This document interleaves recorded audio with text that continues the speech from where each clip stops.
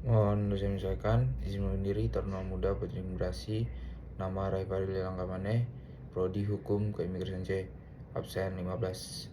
Mohon izin Pak, izin di sini saya ingin membacakan hasil dari rangkuman saya untuk dari 5 jurnal yang sudah saya rangkum. Izin jurnal yang pertama yaitu perlindungan hukum terhadap pengungsi di negara ketiga diatur dalam Konvensi Pengungsi 51 dan merupakan kewajiban bagi negara-negara yang meratifikasi konvensi tersebut. Banyak negara ketiga yang menjadi tempat berhenti sementara pengungsi belum meratifikasi konvensi tersebut. Kedua, Indonesia sebagai negara ketiga yang sering menjadi tempat tujuan bagi pengungsi belum meratifikasi Konvensi Pengungsi tahun 1951 meskipun mengakui prinsip non-refoulement. Yang tiga, jurnal ini bertujuan untuk mengkaji perlindungan hukum bagi pengungsi di Indonesia sebagai negara ketiga non ratifikasi konvensi dengan mempertimbangkan kerjasama dengan organisasi internasional seperti IOM atau juga UNHCR. Lalu untuk jurnal kedua, yang pertama itu perlindungan HAM pengungsi internasional menjadi penting karena pengungsi rentan mengalami pelanggaran HAM seperti penyiksaan, pemerkosaan dan lain dan pemulangan paksa di negara asal maupun tempat pengungsian.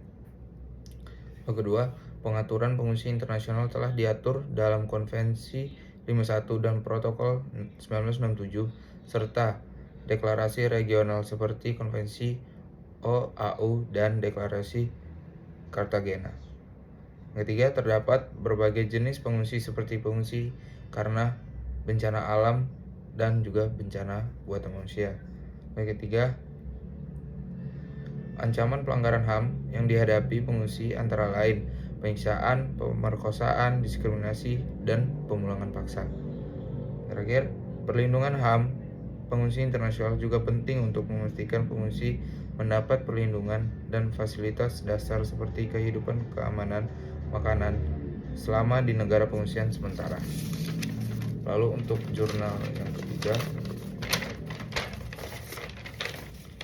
yang pertama, jurnal ini membahas tentang perlindungan hukum terhadap pengungsi lintas batas negara di Indonesia. Poin kedua, Indonesia belum meratifikasi Konvensi Pengungsi 1951 dan Protokol 1997 sehingga belum memiliki payung hukum khusus untuk penanganan pengungsi. Poin ketiga, beberapa tantangan penanganan pengungsi di Indonesia antara lain ketiadaan lembaga khusus pengungsi. Dan poin keempat, perlu adanya inkorporasi standar hukum internasional ke dalam hukum nasional Indonesia terkait pengungsi untuk melengkapi kerangka hukum penanganan pengungsi secara lebih baik. Lalu jurnal yang keempat, Indonesia meskipun belum meratifikasi Konvensi Pengungsi 1951 dan Protokol 1967 tetap memiliki kewajiban dan tanggung jawab untuk melindungi HAM para pengungsi dan pencari suaka yang berada di wilayah Indonesia. Poin kedua, melalui Peraturan Presiden Nomor 125 Tahun 2016 tentang penanganan pengungsi dari luar negeri, pemerintah Indonesia memiliki keberpihakan yang kuat terhadap pemenuhan hak asasi manusia pengungsi dan pencari suaka. Poin ketiga, jumlah pengungsi dan pencari suaka di Indonesia terus meningkat dari tahun ke tahun, dipicu oleh faktor internal seperti kondisi geografis contohnya. Dan poin keempat, untuk menjamin perlindungan HAM, pengungsi dan pencari suaka dan negara asal harus mendasarkan kebijakannya pada prinsip perlindungan HAM sesuai ketentuan hukum internasional.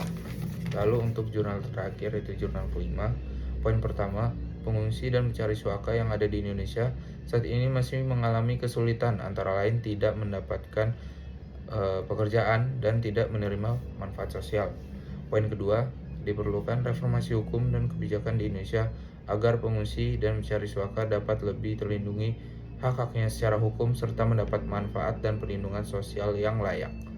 Lalu poin terakhir, suatu saat Indonesia dapat meratifikasi Konvensi 1951 dan Protokol 1967 sehingga kerangka hukum perlindungan pengungsi di Indonesia dapat lebih jelas dan sesuai dengan standar internasional. Demikian untuk rangkuman dari 5 jurnal yang sudah saya rangkum. Sekian, siap, terima kasih.